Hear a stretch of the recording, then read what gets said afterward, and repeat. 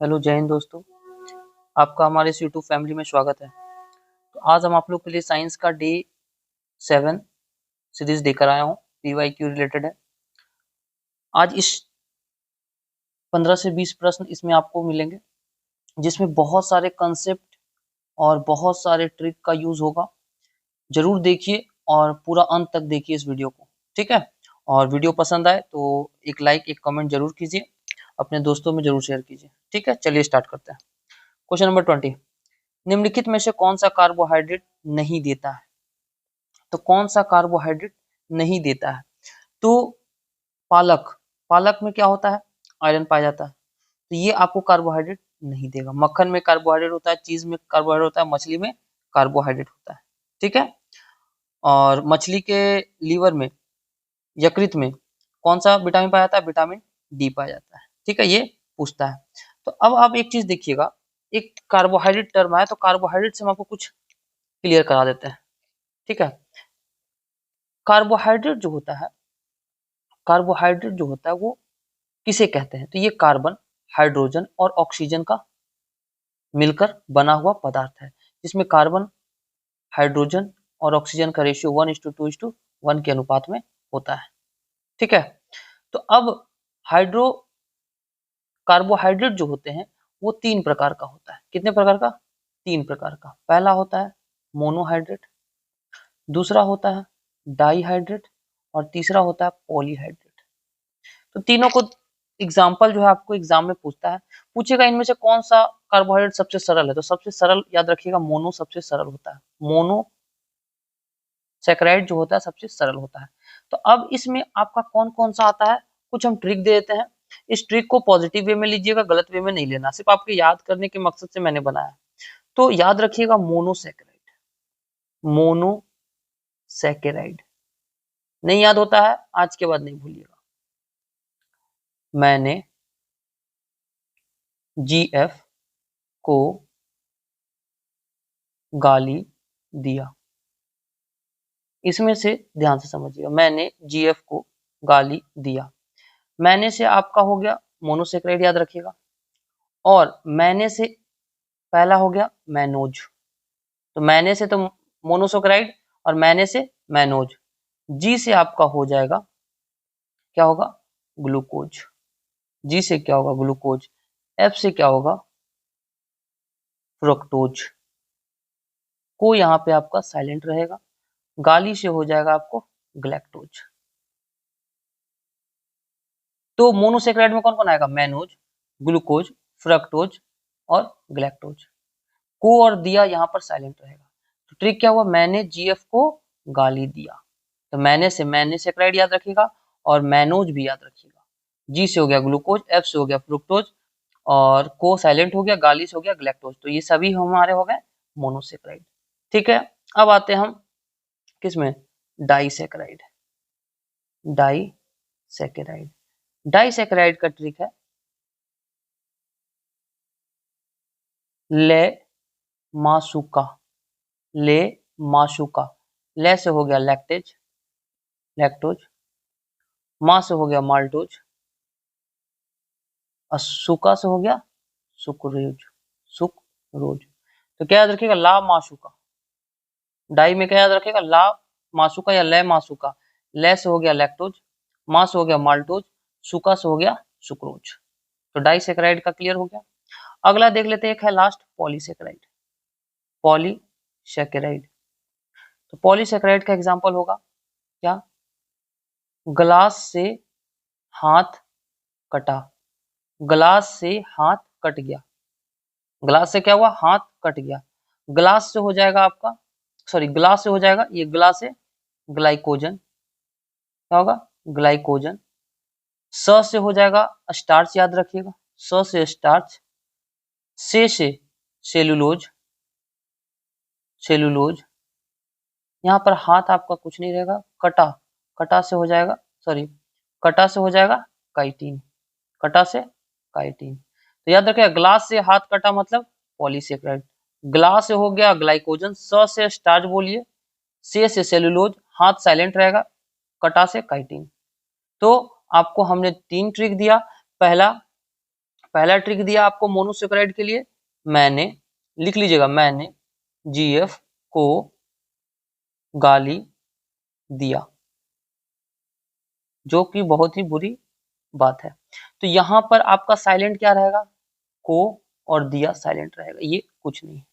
ठीक है, दूसरा देखिए, दूसरा क्या है, दूसरा क्या है आपका डाइसेक्राइड, ला मासुका या ले मासुका। तो ले से हो गया आपका लैक्टोज, मा से हो गया माल्टोज, सुका से हो गया सुक्रोज। ठीक है, थर्ड नंबर पे चलते पॉलीसेक्राइड।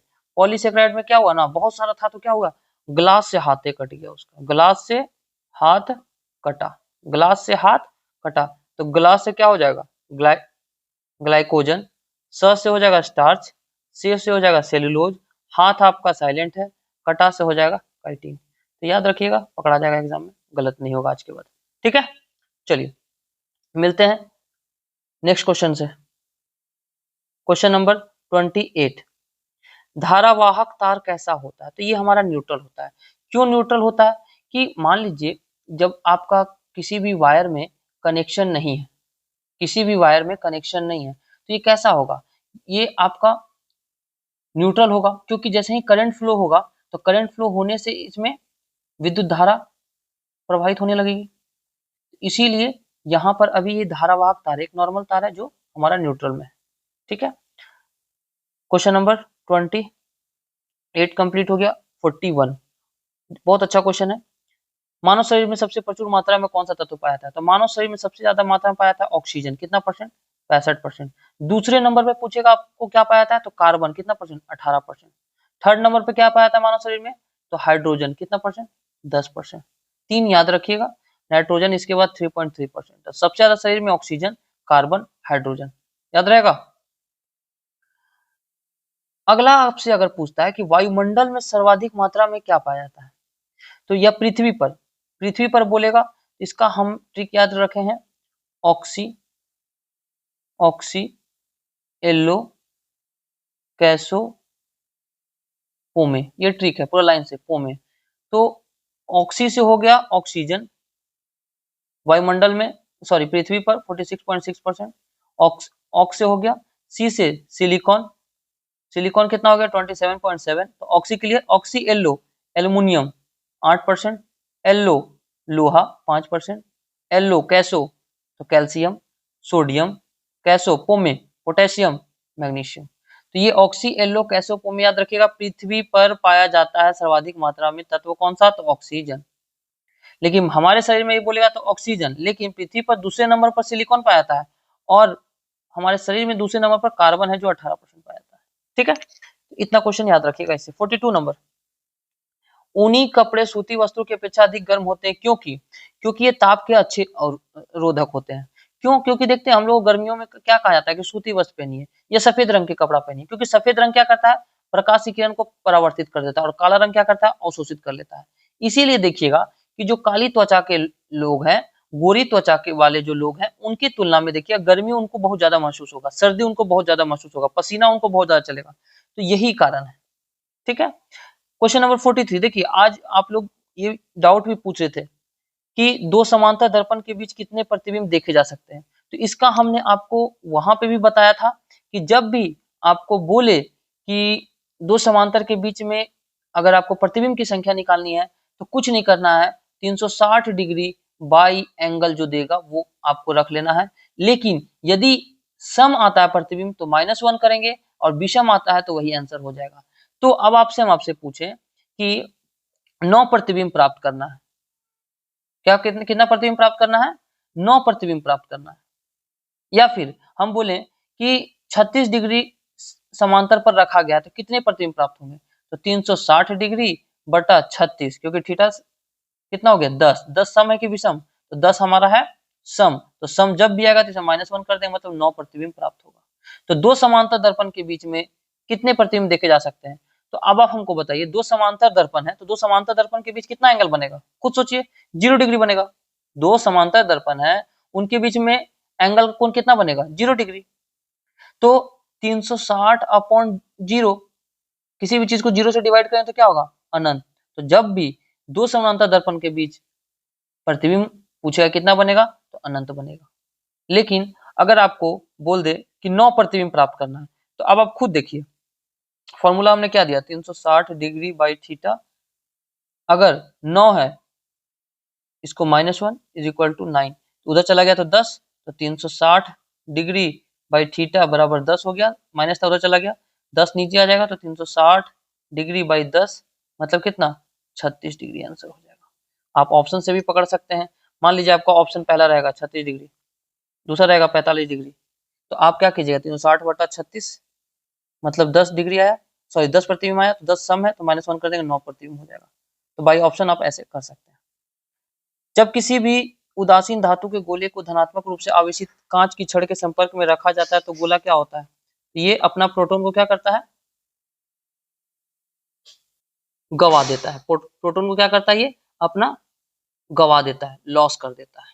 ठीक है, अगला देखिए क्वेश्चन नंबर 45, रात्रि में आकाश में कौन सा ग्रह लाल दिखाई देता है, तो लाल जो होता है मंगल दिखाई देता है। मंगल किस कारण से लाल दिखाई देता है, आयरन ऑक्साइड के कारण दिखाई देता है। मंगल का लाल ग्रह किसके कारण होता है, तो आयरन ऑक्साइड के कारण होता है। ठीक है, अगर आपसे पूछेगा कि किस ग्रह का उपग्रह नहीं पाया जाता है, तो बुध और शुक्र में कोई उपग्रह नहीं पाया जाता है। मंगल ग्रह के बारे में आपको एक चीज और याद रखना है कि मंगल ग्रह का दो उपग्रह है, फोबोस और डिमोस, फोबोस और डिमोस। ठीक है, इसका बृहस्पति का याद रखिएगा कि सबसे बड़ा ग्रह है। इसका एक सब उपग्रह है ज्ञानीमीड, जो सबसे बड़ा उपग्रह है ज्ञानीमीड। ठीक है, एक शनि के बारे में याद रखिएगा, पॉइंट क्या कि शनि जो है ये दूसरा सबसे बड़ा ग्रह है, इसका एक उपग्रह है टाइटन, और इसका घनत्व, शनि का घनत्व सबसे कम होता है, इसमें वलय की संख्या 7 होती है। ठीक है, ये सब पॉइंट याद रखना है आपको। क्वेश्चन नंबर 46, सूर्य की किरण में कितने रंग होते हैं, तो मालूम है सूर्य की किरण में 7 रंग होते हैं। कौन कौन सा, विबग्योर, VIB, GYOR। हमने आपको बताया था कि लाल का तरंगदैर्ध्य और वेग ज्यादा होगा, बाकी सब इसका कम होगा। अब पीछे से उलट लीजिए इसी चीज को, किसी का भी पूछेगा ज्यादा होगा, मान लीजिए आवृत्ति ज्यादा होगा, तो आवृत्ति किसका ज्यादा होगा, वायलेट का। इसके हिसाब से बाय द वे ऑप्शन में वायलेट इंडिगो ना देकर ब्लू दे दे तो ब्लू हो जाएगा। तो सिर्फ लाल का याद रखना, तरंगदैर्ध्य और वेग ज्यादा होता है। कोई दिक्कत। अगला क्वेश्चन नंबर 47, और इसमें 46 में एक चीज याद रखिएगा कि जो आपका श्वेत प्रकाश जो है 7 रंगों का मिश्रण है, ये किसने बताया था, तो न्यूटन ने बताया था। किसने बताया था, न्यूटन ने बताया था। ठीक है, अगला, दो वेक्टर का मान क्या होता है, तो दो वेक्टर का मान अलग है, तो दो वेक्टर का मान यदि अलग है तो उनका परिणामी शून्य नहीं हो सकता, अगर अलग अलग है तो। वेक्टर मतलब हो गया सदिश राशि, तो सदिश राशि का मान यदि अलग अलग है, अगर समान है तब तो वो शून्य हो सकता है, बट मान अलग अलग है तो उसका परिणामी शून्य नहीं हो सकता है। तो आपको हमने बताया था सदिश और अदिश में अंतर, कि सदिश राशि कौन सी है, अदिश राशि कौन सी है। तो सदिश राशि में वह आता है, अदिश राशि में वह नहीं आता है। अपवाद में हमने आपको बताया था विद्युत धारा, विद्युत धारा, घनत्व, द्रव्यमान, ठीक है, विद्युत विभव, विद्युत आवेश, विद्युत फ्लक्स। इतना याद रखिएगा, ये हमारा वह होते हुए भी अदिश है, बाकी जितना भी वह टर्म वह शब्द आ गया सदिश मार दीजिएगा। ठीक है, अगला 49, प्राकृतिक गैस के बारे में निम्नलिखित में से कौन सा कथन असत्य है, तो प्राकृतिक गैस जो है ये ईंधन के तौर पर उपयोग किया जाता है, गैसीय हाइड्रोकार्बन का मिश्रण है, इसका उपयोग उर्वरक के निर्माण में भी किया जाता है, लेकिन इसमें CO प्लस H2 का मिश्रण नहीं है, ये मीथेन इसमें शामिल होता है। प्राकृतिक गैस में मीथेन होता है, और हम लोग प्राकृतिक गैस LPG जो यूज करते हैं उसमें क्या होता है, ब्यूटेन और प्रोपेन होता है। LPG में क्या होता है, ब्यूटेन और प्रोपेन होता है, इस चीज को याद रखिएगा। हाइड्रोकार्बन के प्राकृतिक स्रोत है, हाइड्रोकार्बन का प्राकृतिक स्रोत है क्या, कच्चा तेल। हाइड्रोकार्बन का एक प्राकृतिक स्रोत क्या है, कच्चा तेल। ठीक है, जैसे कच्चा तेल में आपका क्या आ गया, पेट्रोल आ गया, डीजल आ गया, केरोसिन आ गया, ये सभी क्या है आपका हाइड्रोकार्बन का प्राकृतिक स्रोत है। तो ये हाइड्रोकार्बन से रिलेटेड एक हम छोटा सा सोच रहे वीडियो आपको कल प्रोवाइड कर दें, जिसमें संतृप्त, असंतृप्त, ठीक है, एरोमेटिक, एरोमेटिक, एलिफेटिक, इतने भी जो आपके हाइड्रोकार्बन है, अल्कीन अल्कीन अल्काइन जो संतृप्त है असंतृप्त में आता है सारा क्लियर कर देंगे एक छोटा सा वीडियो बनाकर, ठीक है। अगला देखिए क्वेश्चन नंबर 51, कौन सी धातु अन्य धातुओं के साथ मिलकर पारद बनाती है? तो पारा जो है अन्य धातुओं के साथ मिलकर पारा जो है पारद बनाती है, पारद मतलब मरकरी। तो इसका आंसर ऑप्शन बी होगा। तो आपको एग्जाम में पूछता है गैलेना किसका अयस्क है? गैलेना किसका अयस्क है? सीसा का। पारा का एक अयस्क याद है, पूछा हुआ एग्जाम में क्वेश्चन, सिनेबार किसका अयस्क है? तो पारा का अयस्क है। एक आपका जस्ता का पूछता है, जस्ता का कैलामाइन, कैलामाइन किसका अयस्क है? जस्ता का, ठीक है। क्वेश्चन नंबर 51 क्लियर हो गया। 52, कौन सा विद्युत का सबसे अच्छा चालक है? तो मालूम है ऑब्वियसली चांदी सबसे अच्छा चालक है, और चांदी के बाद दूसरे नंबर पर आता है तांबा। चांदी के बाद दूसरे नंबर पर आता है तांबा। चांदी सोना ये सब सभी हमारे पृथ्वी पर स्वतंत्र अवस्था में पाए जाते हैं। और चांदी का आपको अयस्क याद रखना है अर्जेंटाइट। हॉर्न सिल्वर पूछता है, हॉर्न सिल्वर किसका अयस्क है? और हॉर्न सिल्वर का फॉर्मूला भी पूछा हुआ है, तो AgCl याद रहेगा। और चांदी जो है बहुत ही आघातवर्त तन्यता धातु है, इसलिए इसको पतला चादर या पतला तार में बनाया जाता है, ठीक है। क्वेश्चन नंबर 53, निम्नलिखित में से किस प्रशीतक का उपयोग आजकल नहीं होता है? मतलब किस प्रशीतक का उपयोग आजकल नहीं होता है? Carbon dioxide. कार्बन डाइऑक्साइड जो है प्रशीतक का उपयोग आजकल नहीं होता है, क्योंकि हम लोग रेफ्रिजरेटर में सिर्फ मुख्य रूप से वो किससे सोर्स क्या है उसका उसका मतलब ऐसा जो बनाया गया है रेफ्रिजरेटर को, उसमें कितनी कितनी ऊष्मा ली जाती है, कितना ऊष्मा उसमें त्यागा जाता है, तो इस प्रकार से इस रेफ्रिजरेटर को बनाया जाता है। इसमें अमोनिया, सल्फर डाइऑक्साइड, फ्रीऑन होता है, लेकिन कार्बन डाइऑक्साइड नहीं होता है, ठीक है। अगला क्वेश्चन देखिए, भर निम्नलिखित में से किसमें भरपूर लोहा पाया जाता है? तो हमको मालूम है कि हरा सब्जी में सबसे ज्यादा लोहा पाया जाता है, नारंगी में विटामिन सी पाया जाता है, अंडा में प्रोटीन पाया जाता है। पूछता है इनमें से किसमें विटामिन सी नहीं पाया जाता? ऑप्शन दे देगा दूध, तो दूध में विटामिन सी नहीं पाया जाता है, याद रखिएगा, ठीक है। हमारे शरीर हमारे मनुष्य को भोजन के लिए जो एनर्जी मिलता है वो कहाँ से मिलता है? कार्बोहाइड्रेट, प्रोटीन और वसा से मिलता है, ठीक है, याद रखना इतना। अगला 55, निम्नलिखित में से अंकुरन के लिए सामान्यतः किसकी आवश्यकता नहीं होती है? तो अंकुरन के लिए आपको प्रकाश की आवश्यकता नहीं होती, पानी चाहिए ही चाहिए, ऑक्सीजन चाहिए ही चाहिए, तापमान चाहिए ही चाहिए, तो ये तीनों चीज याद रखिएगा, लेकिन प्रकाश की आवश्यकता नहीं है अंकुरन के लिए। क्वेश्चन नंबर 56, निम्नलिखित में से सर्वाधिक तीव्र गति से विसरण किसमें होता है? सबसे ज्यादा विसरण जो होती है वो आपका गैस में होता है। किस में होता है? गैस में होता है।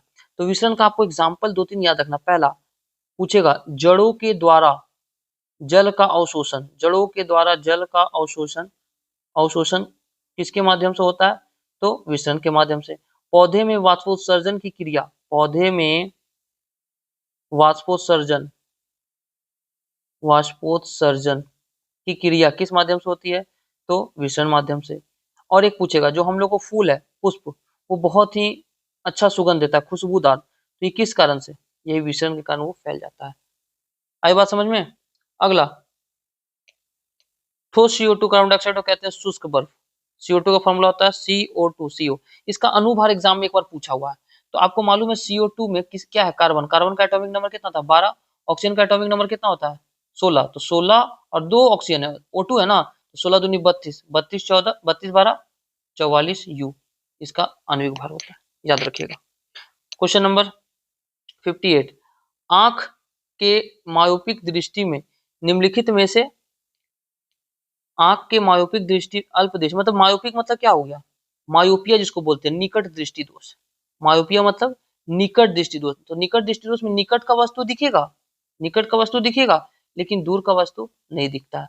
तो इसमें क्या होता है कि जो लेंस का वक्रता त्रिज्या है, या फिर बोलिए फोकस दूरी, फोकस दूरी जो है वो इसमें कम हो जाती है।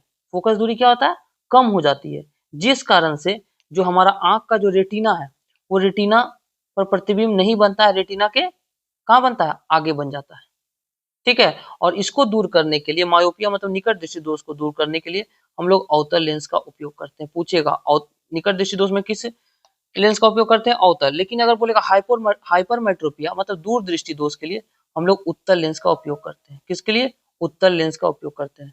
अच्छा, अबिंदुकता के लिए किस लेंस का प्रयोग किया जाता है? पूछता है अबिंदुकता के लिए।